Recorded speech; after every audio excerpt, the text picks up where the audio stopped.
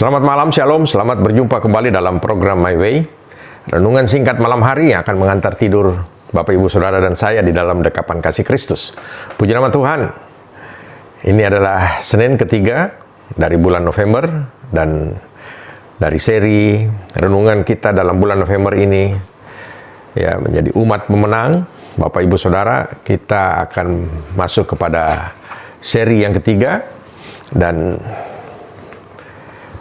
pada seri yang sebelumnya, ya, kalau Allah di pihak kita, siapakah lawan kita? Ya, kemudian menjadi pemenang. Dan pada malam hari ini, renungan kita berjudul Kunci Hidup Menjadi Pemenang. Haleluya, ya. Di nama Tuhan. Kita akan baca dari firman Tuhan, satu ayat firman Tuhan dari 1 Korintus 9 ayat 24. 1 Korintus 9 ayat 24 yang bunyinya demikian. Tidak tahukah kamu bahwa dalam gelanggang pertandingan semua peserta turut berlari, tetapi bahwa hanya satu orang saja yang mendapat hadiah? Karena itu larilah begitu rupa sehingga kamu memperolehnya. Bapak, Ibu, Saudara, renungan kita malam hari ini adalah kunci menjadi pemenang. Dan ayat yang kita baca ini adalah satu ayat, ya, yang diberikan oleh Rasul Paulus kepada jemaat di Korintus untuk memotivasi mereka, ya, agar mereka di dalam kehidupan rohani mereka terus berpacu, ya, untuk menjadi pemenang. Bapak, Ibu, Saudara, Rasul Paulus pada ayat ini memberikan contoh seorang pelari, ya, di dalam satu gelanggang, ya, dalam satu pertandingan, ya. Seorang pelari, atau dalam bahasa olahraganya disebut sebagai sprinter, itu pelari cepat, ya, Saudara. Ya. Di dalam bidang atletik, ya, ada salah satu adalah lari. Lari itu terdiri dari lari jarak pendek, menengah, dan jarak panjang, ya. Ya, jarak pendek itu antara 50 sampai 100 meter, 200 meter itu pendek, Saudara. Bahkan yang menengah 500 meter sampai 1000 meter. Lalu jarak panjang ada yang 5000 meter dan 10.000 meter, ya. Dan itu kita tahu bahwa di dalam pertandingan ini, pertandingan lari itu terdiri dari beberapa orang. Lalu mereka berlomba untuk berlari, ya. Dalam setiap kelas mereka masing-masing. Dalam setiap jenis, ya, yang dipertandingkan. Apa itu? Jarak pendek, jarak menengah, dan jarak jauh. Lalu dikatakan di situ, dalam gelanggang pertandingan semua peserta turut berlari. Memang semua turut berlari. Kalau misalnya dalam satu sesi itu ada 6 pelari atau berapa pelari, tergantung dari jalur itu, ya. Itu jarak-jarak pendek.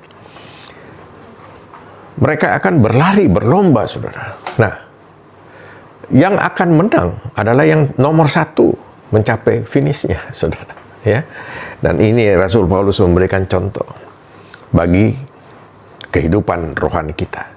Bapak, Ibu, Saudara, kita, ya, sebagai orang yang menjadi bagian daripada, ya, kasih karunia daripada Tuhan Yesus, saudara dan saya sudah dijadikan pemenang, ya. Tetapi di dalam menjalani kehidupan kita ini, saudara, kita perlu, ya, untuk, ya, hidup dengan tujuan mencapai, ya, apa yang menjadi akhir daripada yang kita idam-idamkan. Bagi kita orang percaya, tentu, ya, akhir daripada hidup ini bukan berarti akhir di dunia ini pada saat kita mati, tapi justru kematian itu menjadi awal dari segalanya, di mana kita akan menikmati kehidupan yang kekal bersama dengan Tuhan. Dan untuk itu, ya, kita mempunyai tujuan itu, dan tujuan itu harus kita usahakan, ya.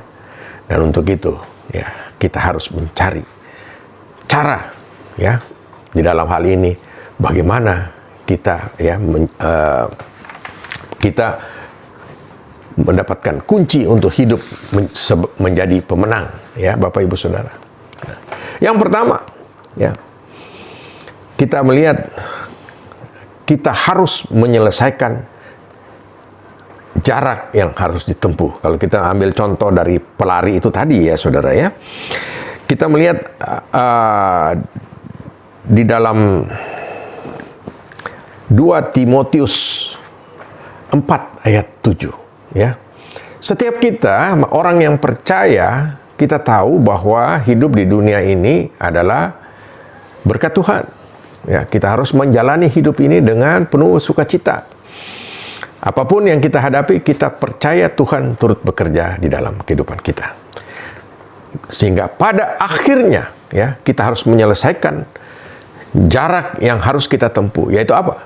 Perjalanan hidup kita ini harus kita selesaikan dengan baik. Dan Rasul Paulus menulis kepada Timotius, ya, dalam 2 Timotius 4 ayat ke-7 dikatakan, aku telah mengakhiri pertandingan yang baik, aku telah mencapai garis akhir, dan aku telah memelihara iman. Bapak Ibu Saudara, ayat ini sangat populer pada saat ada kematian ya. Ada banyak orang yang selalu memberikan ayat ini ya, bahwa dia menunjukkan bahwa dia sudah mengakhiri pertandingan hidupnya dengan baik.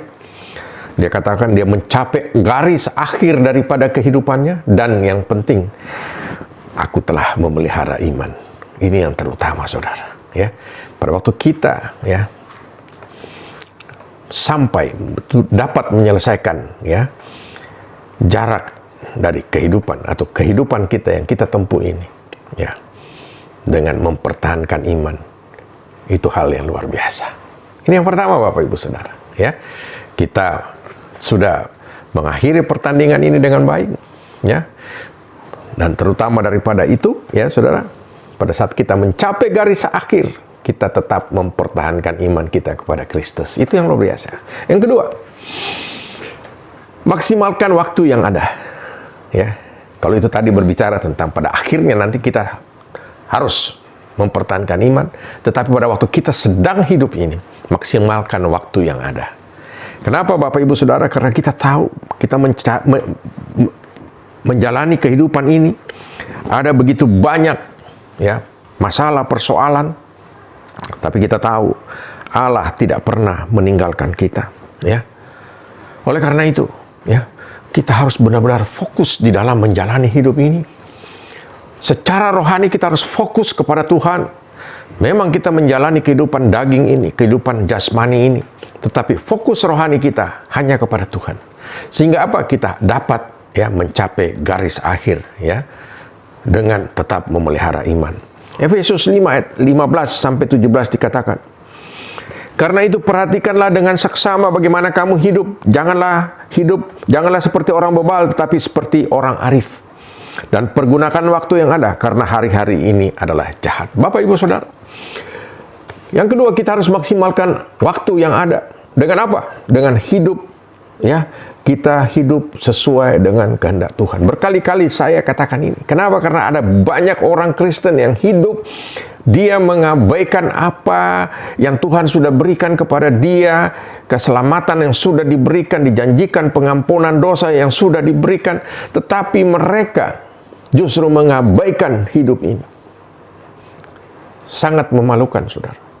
Kita sebagai orang yang sudah menerima kasih karunia daripada Tuhan, lalu kita mengabaikan kehidupan kita. Kita hidup sebagaimana orang bebal. Tahu ya orang bebal, saudara. Ya. Sudah tahu nggak boleh ke sana, dia tetap pergi, saudara. Sudah tahu nggak boleh berbuat dosa, tetap berbuat dosa. Ya. Ada banyak orang yang seperti itu, kelihatannya baik-baik saja, saudara, tapi mereka tidak benar di hadapan Tuhan. Oleh karena itu, kita harus benar-benar di dalam kehidupan ini, kita harus mencari kehendak Tuhan dengan sungguh-sungguh. Ya, hidup kita harus sesuai dengan kehendak hati Tuhan. Ya, luar biasa, saudara. Maksimalkan waktu yang ada. Berikutnya, kuasai diri. Di dalam perlombaan atau perjalanan hidup kita ini, kita harus dapat menguasai diri kita sendiri. Ya, kenapa? Karena kita tahu, kalau kita tidak menguasai diri kita sendiri, seperti tadi, ya, dalam Kita tidak bisa menguasai hidup kita menjadi bebal, hidup bebal. Itu yang tidak benar di hadapan Tuhan, Bapak Ibu Saudara. Ya, karena kita tahu bahwa kalau kita hidup dengan keadaan seperti itu, akhirnya kita menyanyiakan apa yang Tuhan sudah berikan kepada kita. Ya. Di dalam 1 Petrus 4 ayat ke-7 dikatakan, kesudahan segala sesuatu sudah dekat. Karena itu, kuasailah dirimu dan jadilah tenang supaya kamu dapat berdoa. Ya, Bapak Ibu Saudara. Dalam menghadapi hidup ini kita tahu, ya, hidup ini ada waktunya. Dikatakan bahwa kesudahan segala sesuatu sudah dekat. Ini berlaku bagi siapa saja. Kita tidak tahu masa hidup kita. Ada orang yang berpikir bahwa, wah, kehidupan dia tenang-tenang saja. Ya, beberapa waktu ada kecelakaan seorang artis, saudara. Dalam perjalanan ke Surabaya, mobilnya nabrak pembatas tol. Mati, mengerikan, tergeletak di jalan raya, saudara. Ini kita tidak tahu. Ya. Tapi firman Tuhan sudah mengingatkan kepada kita, kesudahan segala sesuatu itu sudah dekat. Yang pertama dikatakan di situ, kuasai diri. Ya, jadi tenang. Kalau kita menguasai diri kita, kita menjadi tenang, saudara. Lalu kemudian kita dapat berdoa. Nah, puji nama Tuhan. Ya, itu adalah 3 hal yang dapat kita renungkan pada malam hari ini. Mari kita menyelesaikan waktu yang sudah diberikan oleh Tuhan dengan sungguh-sungguh. Kemudian kita memaksimalkan waktu yang ada, lalu kita menguasai diri kita. Dan Tuhan Yesus akan memberkati kita. Kita menjadi umat pemenang yang terus akan menerima kasih karunia daripada Tuhan. Selamat malam, Tuhan Yesus memberkati. Amin.